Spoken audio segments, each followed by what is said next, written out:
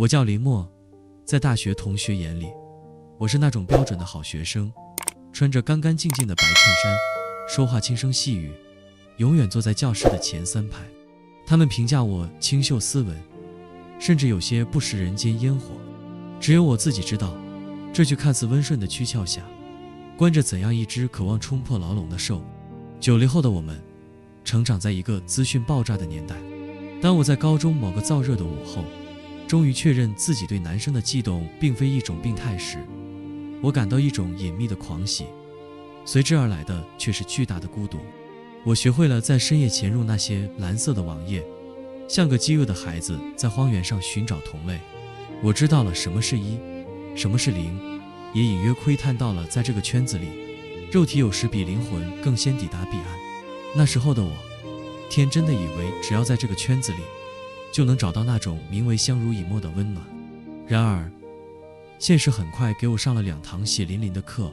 迄今为止，我只见2个网友，却几乎耗尽了我对陌生人所有的信任。第一个走进我生活的，是一个叫老陈的男人。他在网上给我的印象是一个稳重的大哥，40岁上下，言语间总是透着一种长辈的关怀。对于从小缺乏父爱的我来说，这种关怀有着致命的吸引力。我们聊文学，聊生活，聊我在学校的琐事。虽然因为地域原因从未谋面，但在无数个深夜的文字往来中，我似乎对他产生了一种虚幻的依赖。终于有一天，老陈出差来到了我的城市。李默，我在你的城市进货，你要不要出来见见？他在电话里热情地邀请。你眼光好，刚好帮我挑挑衣服。我本能的有些抗拒，毕竟他在照片里那种略显油腻的中年人形象并不是我的菜，但架不住他反复的请求，再加上他在电话那头听起来气喘吁吁，似乎真的很辛苦。出于一种混杂着同情与好奇的心理，我答应了。第二天一早，电话铃声就像催命符一样把我叫醒。见面是在批发市场的门口。7月的太阳毒辣得让人睁不开眼，空气里弥漫着灰尘和廉价布料的味道。老陈比照片上还要显老一些，汗水浸透了他的 polo 衫。李默，他一眼认出了我，笑着递过来一瓶冰水。天太热了，快喝口水。那是一个很自然的举动，却让我心里的防线松动了一些。至少他是个体贴的人。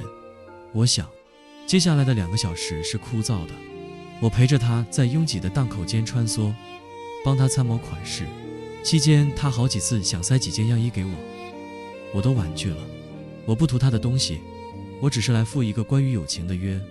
中午时分，日头正毒，老陈擦了一把额头的汗，指了指远处的一栋居民楼。林默，货拿完了，下午还要去另一处。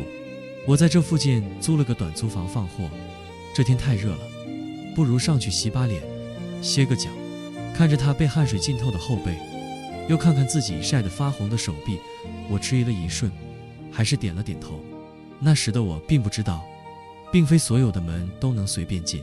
老陈租的房子出乎意料的干净，甚至可以说是一尘不染，地板擦得锃亮。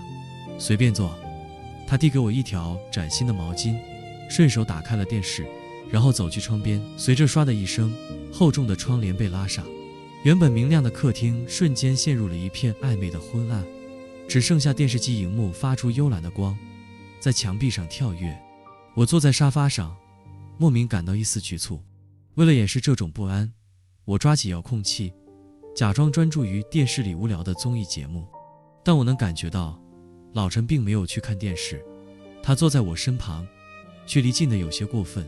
林默，他忽然开口，声音有些沙哑。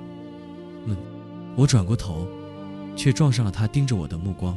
那目光不再是长辈的慈爱，而是一种让我头皮发麻的贪婪。你的手指真好看，又细又长。还没等我反应过来，他粗糙的大手已经附在了我的手背上，带着令人不适的潮热。我像被烫到一样本能地缩回手，身体往沙发另一侧挪了挪，干笑道：是吗？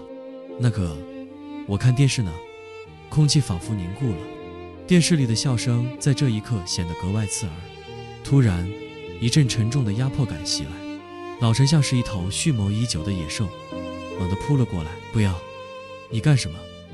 恐惧瞬间炸裂，我拼命挣扎，双手抵住他的胸膛，用尽全身力气将他推开。那一刻，我不再是什么斯文的学生，求生的本能让我爆发出了惊人的力量。我狼狈地从沙发上滚落，大口喘着气，愤怒地吼道：你疯了吗？我要回家！我转身冲向门口，手刚触到门把，就被他一把抓住了手腕。对不起，林默。我控制不住，他的声音在颤抖，但手上的力气却大得吓人。别走，再陪陪我。放手，不然我喊救命了。我瞪着他，眼里的凶光可能真的吓到了他。他愣了一下，手劲松了。我趁机拉开门，像逃离地狱一样冲了出去。楼道里的热浪扑面而来，我却觉得浑身冰冷。直到跑出小区，站在熙熙攘攘的大街上，看着车水马龙，我的心脏还在剧烈地撞击着胸腔。人心隔肚皮，这句老话在那一刻成了我心中挥之不去的阴影。回家后，我颤抖着手将他的 ID 拉黑，删除了所有的联系方式。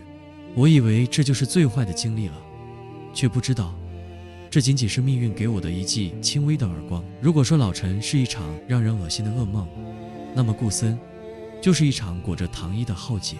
遇到顾森是在2个月后，那时候我刚从老陈的阴影里走出来，警惕性虽然高了，但内心对于完美爱情的渴望却愈发强烈。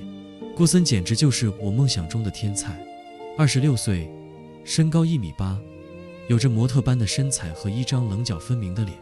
不仅如此，他在网上表现出的谈吐成熟幽默，让我这个涉世未深的大学生迅速沦陷。仅仅是网聊阶段，他就开始叫我宝贝。起初我是抗拒的，觉得轻浮，但每当深夜看着屏幕上那个帅气的头像跳动出这2个字，我的虚荣心和孤独感就会交织在一起，化作一种甜蜜的毒药。毕竟被这样一个优秀的男人宠爱，哪怕只是口头上的，也足以让人飘飘然。他多次约我见面，但我因为老陈的前车之鉴，始终保持着最后一丝理智，婉拒了。直到那个凌晨，电话铃声刺破了3点的寂静，我迷迷糊糊地接起，听筒里传来一个低沉而充满磁性的声音，带着明显的醉意和脆弱。喂，是我，顾森。我的睡意瞬间消散了一半。这么晚了，怎么了？我睡不着，心里很难受，我想见你。他的声音里带着一丝哀求。小雨，只有你能陪我了。我握着电话的手紧了紧，理智告诉我应该挂断，太晚了，我不方便出去，而且我爸妈都在家。求你了，我真的很想见你，就在今晚。我狠下心挂了电话，发了一条短信过去。抱歉，真的不行，你也早点睡，别想太多。但他没有放弃，短信一条接一条地发过来，字字句句都是孤独、难过、想见你。凌晨4点，他发来一条：林默，对不起打扰你，但我真的希望这糟糕的一夜最后能看到你，哪怕只是看一眼。凌晨6点，天刚蒙蒙亮，他又发来一条：宝贝，醒了吗？我等了你一整夜，来陪陪我好吗？那一刻，我那所谓的理智彻底崩塌了。我想象着一个帅气而脆弱的男人，在长夜里独自等待救赎，而我就是那个唯一能拯救他的人。这种虚幻的被需要感，彻底击败了我的防备。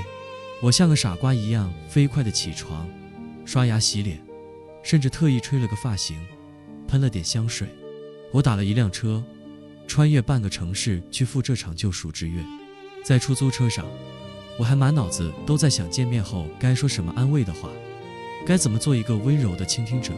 到了他家门口，我深吸一口气，按响了门铃。门开了，顾森赤裸着上半身站在门口。现实中的他比照片上更具冲击力，宽肩窄腰，肌肉线条流畅，但他的眼神里并没有我想象中的深情或悲伤，反而带着一丝刚睡醒的慵懒和冷漠。屋里弥漫着一股宿醉和烟草混合的味道，地板上散落着衣服和外卖盒，乱得一塌糊涂。随便坐，他指了指沙发，自己转身坐回了床边。我有些不知所措地站在原地，心跳得厉害。困吗？他问。我点点头。起个大早赶过来，确实有些累，上来躺会儿吧。他拍了拍身边的空位，我犹豫了一下，还是爬上了床。这是我第一次和一个男人躺在一张床上。他斜倚过来，温热的呼吸喷在我的耳侧，没有什么关于为什么不开心的倾诉，也没有彻夜等待的深情对白。他只是忽然凑过来，吻了一下我的脸颊。你本人长得还挺俊的，他说。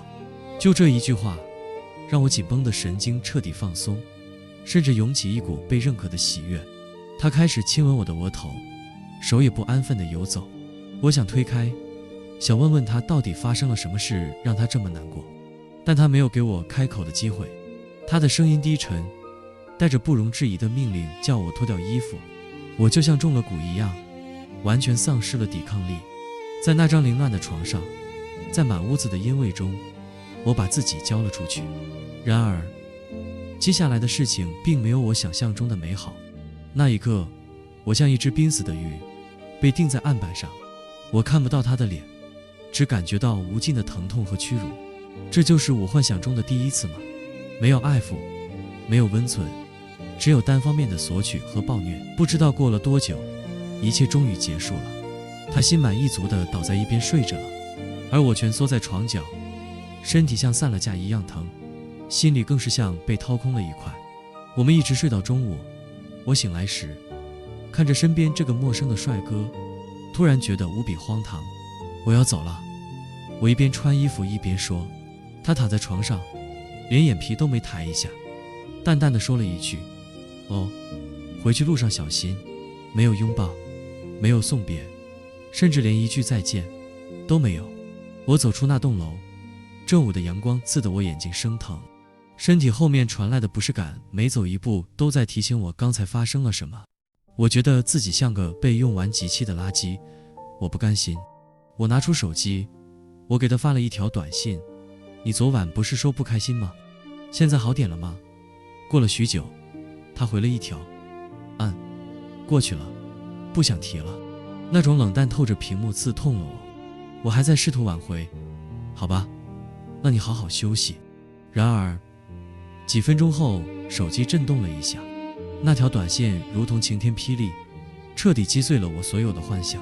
以后不要打电话联系我，也不要发短信，有事在那个网站上留言就行。站在熙熙攘攘的街头，我看着这行字，突然笑出了声，眼泪却止不住地流下来。原来所有的宝贝，所有的想见你，所有的不开心，不过是一个精虫上脑的男人为了骗炮而编织的廉价谎言。而我竟然为了这样一个拙劣的剧本，千里迢迢地送上门去，献祭了自己的第一次。我觉得自己蠢得无可救药。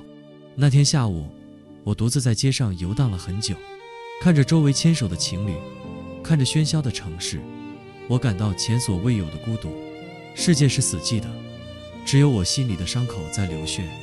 回到家，我冲进浴室，用热水一遍遍冲洗自己的身体，仿佛这样就能洗掉那股烟味，洗掉那份耻辱。洗完澡，我打开电脑，登录那个网站，找到顾森的头像，那张帅气的脸依然挂在那里，等待着下一个猎物。我点击了拉黑，屏幕上的头像消失了，就像从未出现过一样。窗外夜幕再次降临，我关上电脑，缩进被窝里，身体还在隐隐作痛，但我知道更痛的是成长的代价。这两次经历像两把刀，削去了我身上那层天真幼稚的皮。我对未来的爱情依然抱有微弱的希望，但我知道下一次我不会再轻易把手伸向黑暗。在这个光怪陆离的世界里，我们都在寻找爱，但在此之前，我们需要先学会如何保护那个赤诚的自己，不被欲望的洪流吞没。